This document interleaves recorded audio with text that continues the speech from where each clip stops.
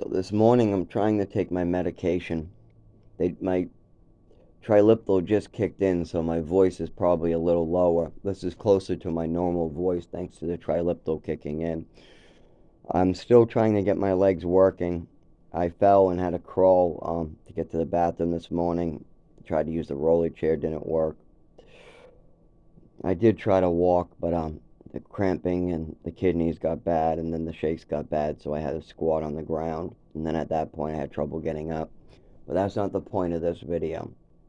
First, before I go over the PTSD that just made me turn off the TV, I want to tell you about something I'd like all of you to stop doing. Stop twisting the truth to fit your own narrative. If you're going to report something to the police, if you're going to try to act like somebody did something wrong to you, you need to give full context of the situation and stop twisting the facts to fit your own narrative. I see this everywhere. The last time I did it, I was 10 years old. I learned this lesson at the age of like 13. But my mother still didn't learn that lesson till the day she died. In her 60s, she was still lying, manipulating to fit her own narratives. She never learned why that was a bad thing to do. My father, still fitting everything to fit his own narrative. If I come to him and ask him, why did you let my mother drink booze when her liver was failing and she came home to visit her family? Why was that the first thing she went to? He will twist it to fit his own narrative. If I ask him, why was my mother taking my medication out of her closet and swallowing it? Why was she taking my Vicodin? Why was she taking my Xanax? He would again lie and say, oh, that never happened, or twist the narrative, twist the truth to fit his own narrative.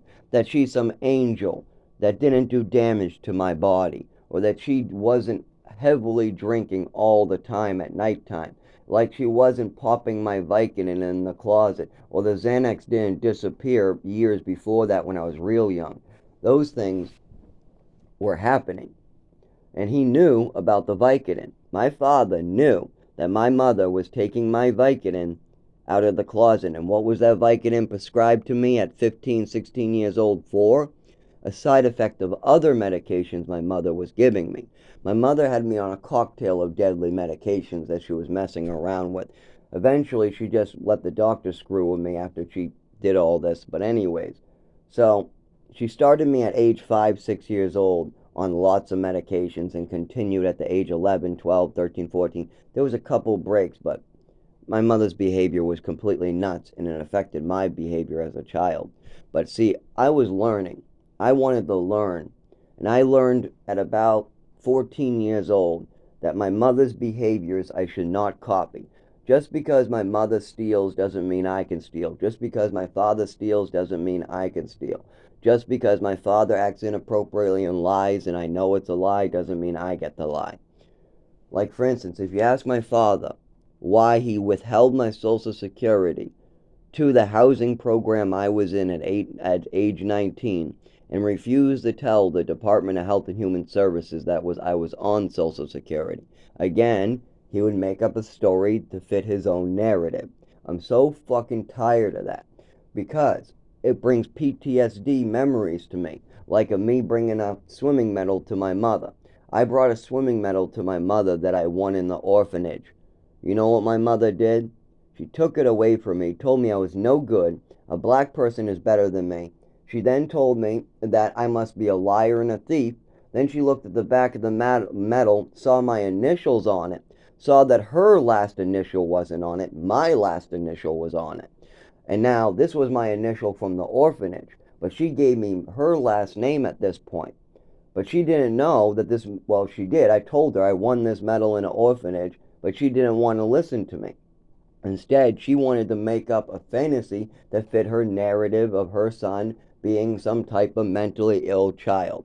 That way, she could do whatever she wanted with the medication. So she said I'm a liar, I'm a thief, and I had attachment disorder, and went around telling everybody this right in front of me, making up lies, stories to fit her own narrative. She did this quite often. She would make up stories to fit her own narrative. I don't know, like for instance, I'll give you another one. I was in a school when I first came back from Texas, New Mexico, and Maine, when I first came back to Massachusetts from that, I had very little education. I couldn't really like learn like a normal kid because I now have like 3.5 years missing, maybe 3 years. So you would think that the school would be evaluating me, trying to get me at a good level like all the other ones did.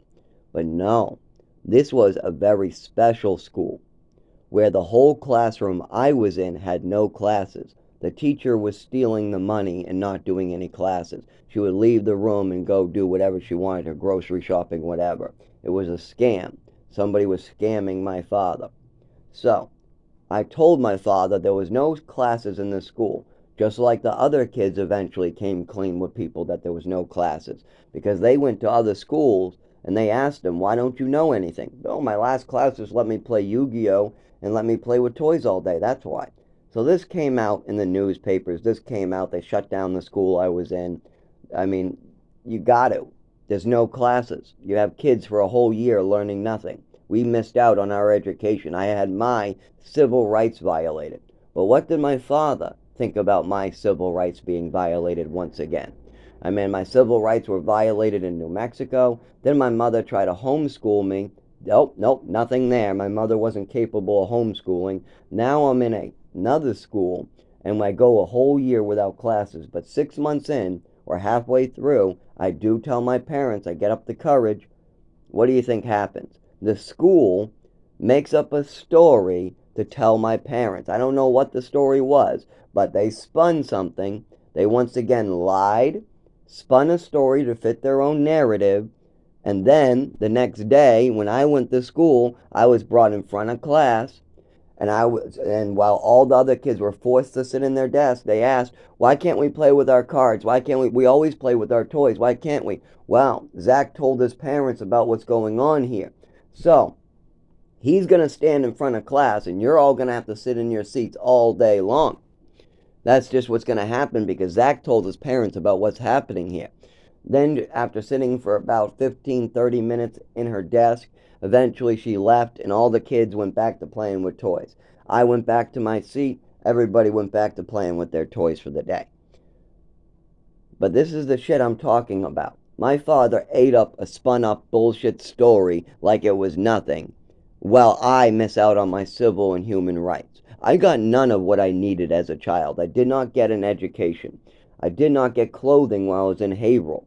Oh, all the other kids, I mean, I was wearing giant extra large sweaters, pants that were too small, pants that were too big, shorts that used to fit me but then were short shorts, stuff like that. I mean, I was dressed like the least dressed orphan. Out of every orphan in any of the programs I lived in, I was the least dressed normal. Why? Because my shorts are 3 years old and now short shorts. My pants don't fit me because I'm losing weight. All these type of things. And my father doesn't have time. He wants to do it like twice a year. He can't give my money to the program like all these other kids get. No, that's too easy. He wants it all for himself. He says $200 a month is too much. Well, good, give $100 to the program. All these other kids are getting a $200 check. They're getting $200 to go to the mall and get clothing. Now, this can only be spent on clothing. It's a clothing check. All the orphans get a clothing check of $200 a month. It's all they get in this program. They get nothing else. The program gives them food and rent, and they have to get their own clothing every single month. What they loved, all the kids loved it, except for me, because I had to stay in my room getting punished because all the staff members had to leave the program, and they had to leave one back for me. Why couldn't I go with them? Because they didn't want me spending their clothing check. So I had to stay punished in my room every month. Now, they told me that this was my father's fault. I said, what do you mean this is my father's fault? They said, talk to your father about your clothing check. So I go home and ask my father, what about this clothing check? He spins a story. He makes up lies, changes the conversation, and makes up a narrative. Like, for once, he goes, well, those kids don't get a clothing check. I'm in the program. I see these kids flashing their clothing check because they have to hold on to it. The staff member go upstairs, get the clothing check every month. They come down, they give each kid the one with their name on it, say, you hold on to that because when we get to the mall and we go into the bank, if you don't have it, you don't get to go shopping this month. You have to wait. And so every kid put their clothing check away. They would go out to the mall. They would go do what, I don't even know how they cashed it because I wasn't allowed to go. But they always would go straight to the mall. The kids would have a blast. They would go get McDonald's on the way home with ice cream and whatever. Meanwhile, I get a can of Chef Boyardee downstairs, and I get to sit in my room. I get to sit in my motherfucking room getting punished because my motherfucking father wants to be greedy with my clothing money. Anyways, was my childhood. Now, when I brought this up to him and asked, why do all the other kids get to go out and get clothing, but yet I have to sit in my room for 3 hours and I don't get even $50? If you gave me $50 a month, I could go out and clothing shopping with the rest of the kids. If you just gave me any amount of money out of my Social Security to go clothing shopping, then I could go. But instead, he had his own concerns. Oh, you have clothing in your drawers. You don't need any. My mother fought for clothing quite a bit. I got to admit that. My mother, who I got to say, she was either hurting me or helping me. She was one or the other. She literally was so crazy. It was 50% of the time she was acting like a loving mother. The other 50% of the time, she was trying to get attention and trying to poison me with meds or fucking doing crazy things or saying crazy things or taking pills or drinking, or there was so much craziness. She would hurt me. She literally would smack me with rulers, beat me, poison me with pills, whatever would get her way. I think that this is, if my mother was getting her way, then she was fine. She was loving. But if somebody told my mother that she's not doing a good job being a mother, she would go off the rails. She'd poison the shit out of me and say, look, I'm a good mother. Look how many meds I'm giving to my son. Oh, and now she would drink a big bottle, a big glass, drink 3 martinis right after another. I'm a good mother. I know I'm a good mother. They don't know what they're talking about. She would lose it. She would completely lose it, drink heavily, and then the next morning probably come up with a fake story to smack me around. See how much of a good mother I am? I'm teaching my kid by smacking him. See, I'm a wonderful mother. But you're smacking me for something I didn't even do and I know nothing about. You're making up a fantasy and smacking me. That's not good mothering. But she needed that attention. She needed that feeling that she's doing something good. So, by smacking me, she gets that feeling. By giving me pills, she gets that feeling. This was the problem with my mother. So when I watch Jimmy Kimmel and he talks about Taylor Greene and how she's spinning stories, and it's very obvious that our president is lying and spinning stories. I mean, we got Democrats spinning stories.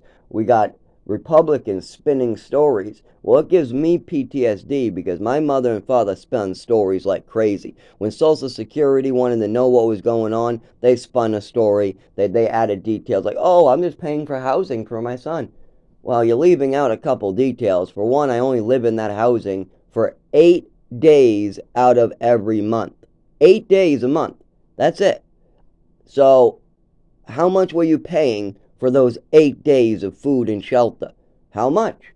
Oh, you're going to leave that detail out. You're not going to tell the people that I only lived there for 8 days and the other 22 days I'm in a program. Now that part is left out. Also, you're leaving out the part about the kids in the program getting clothing, and yet I do not. I have to be punished instead to my room. Why? Because my father doesn't want to give the clothing money over to the program for me to go and get clothing with the rest of the kids. Something that he was very aware of, because I made it very clear that these other kids got to go clothing shopping. Now I say $200, but actually I remember it being $300 or more. But $200 was what it was, $200 to $300 every single month. You know how I know that? Because the kids showed it to my face every freaking day. My father would be like, oh, that's not how much it was. He didn't know. Plus, the program already told him how much it was.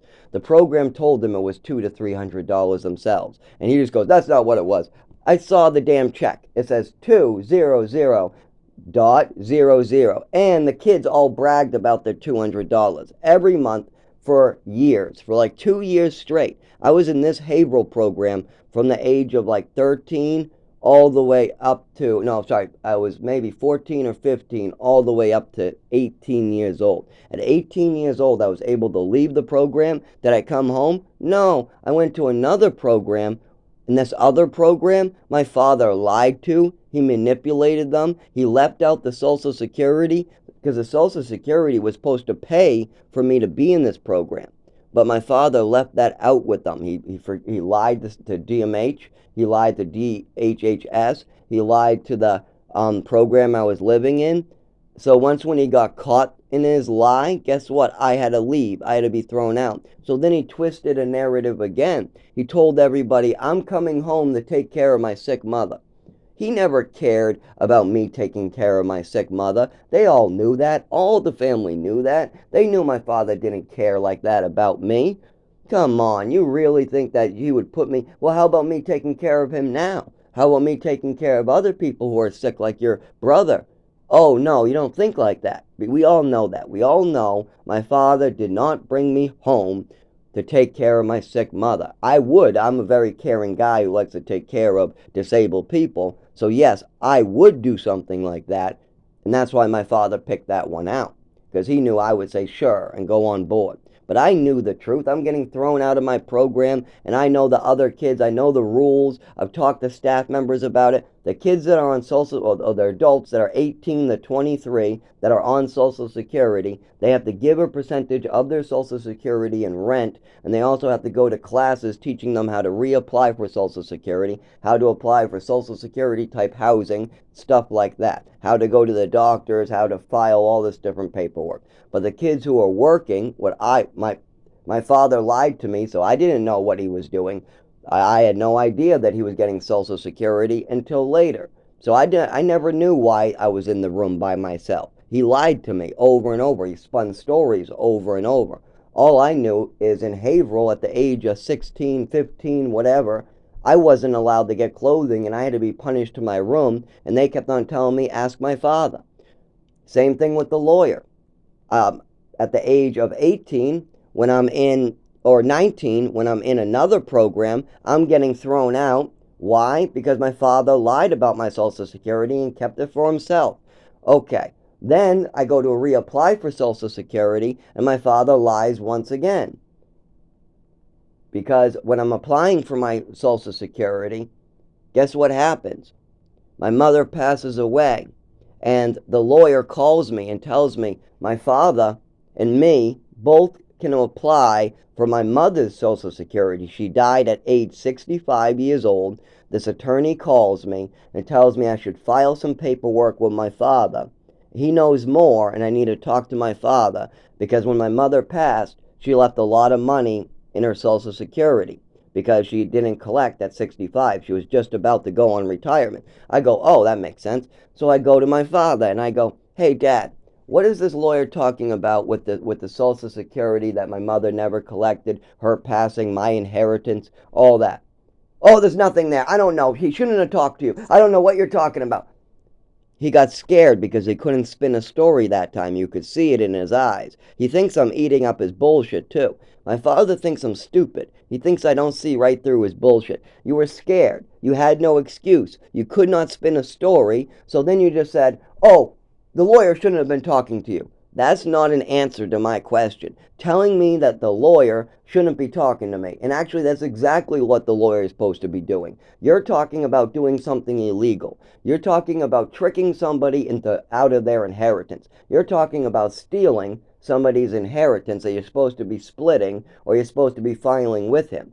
All his sons, me, Jeff, and Henry all could collect that money. All three of us, Jeff, me, and Henry. But the only person that collected it was Henry because he just jumped right down and said, I'm stealing all this before anybody else gets here. He also tricked me on purpose. He pulled tricks, he lied, he manipulated, because if he gave me an honest answer to that question, then that might have went different. But instead, he said, well, my lawyer's not supposed to be calling. I don't know what they're talking about. I don't want to hear anything about it.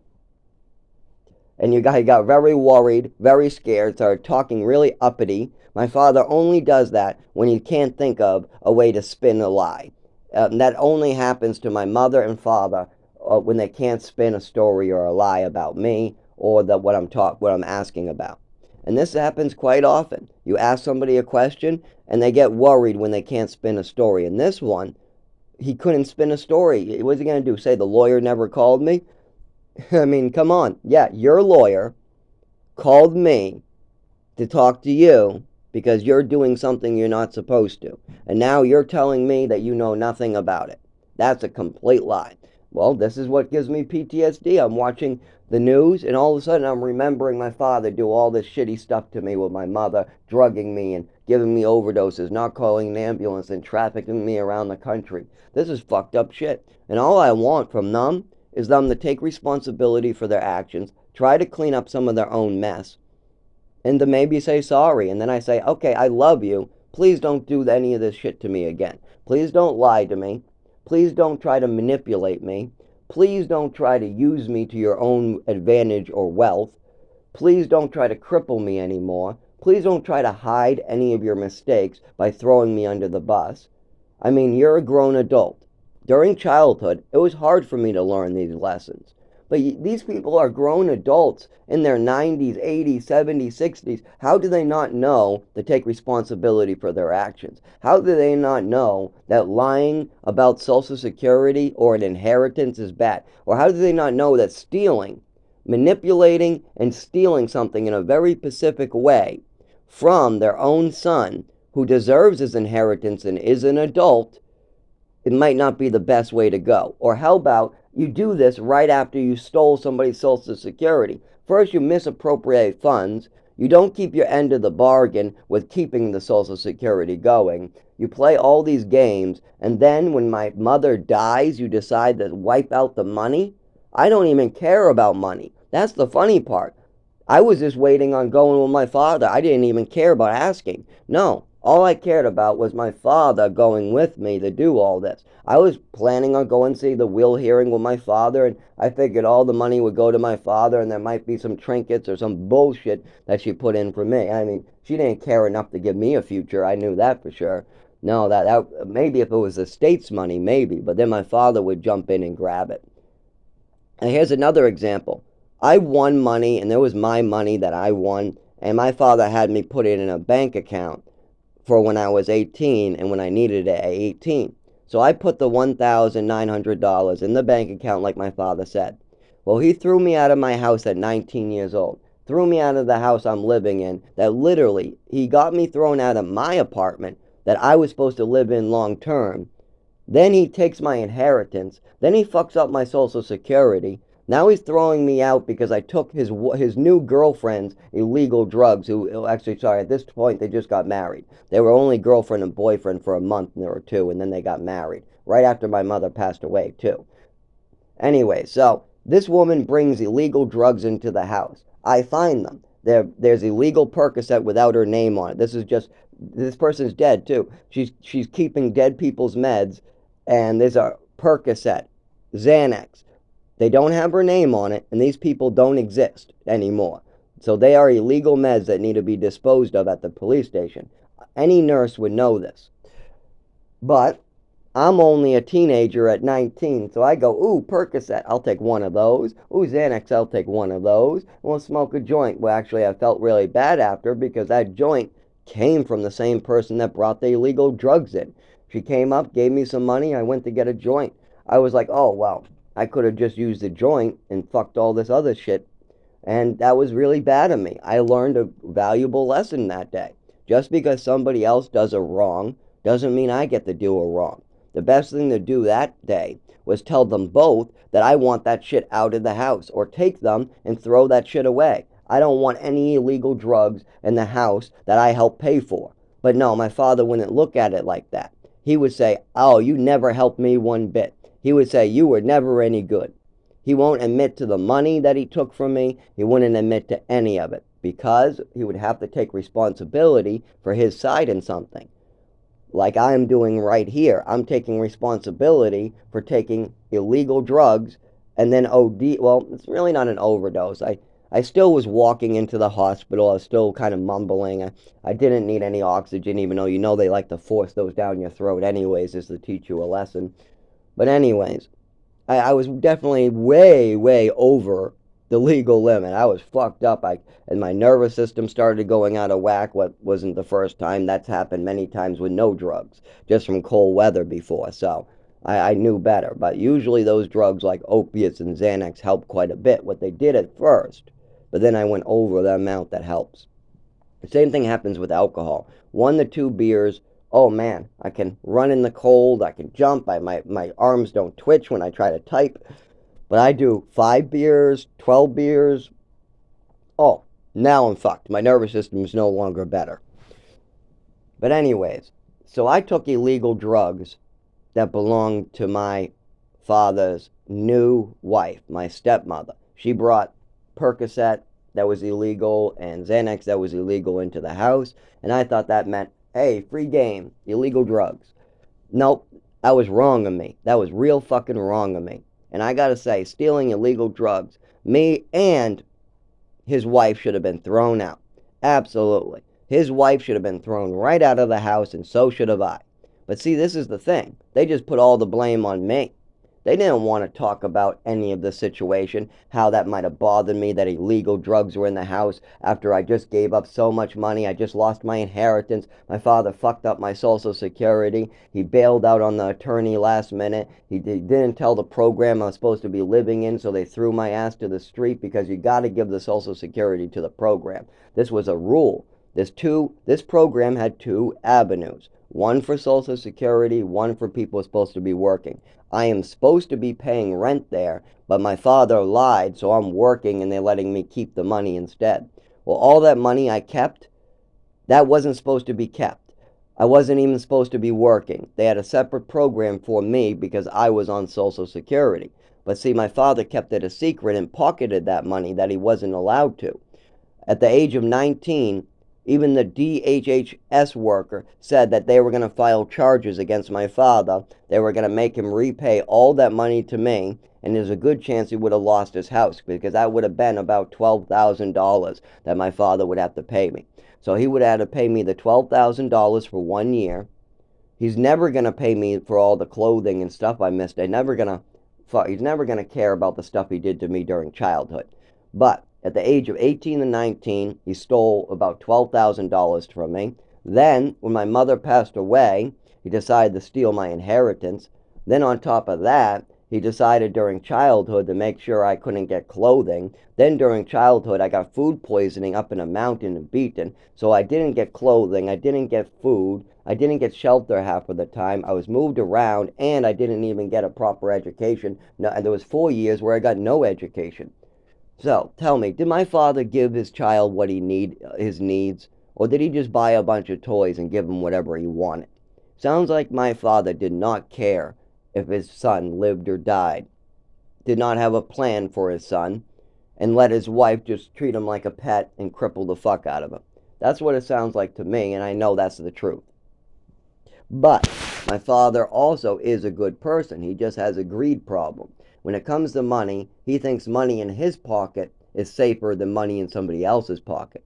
So he would think that money in his pocket it can be better used than letting me get my inheritance or letting me actually go into a program and live there and follow the protocols. Instead, my father goes, well, I want to keep this money, so we'll put Zach in the program, and we're not going to follow any of the program's rules, and if he gets thrown out, we'll take it from there.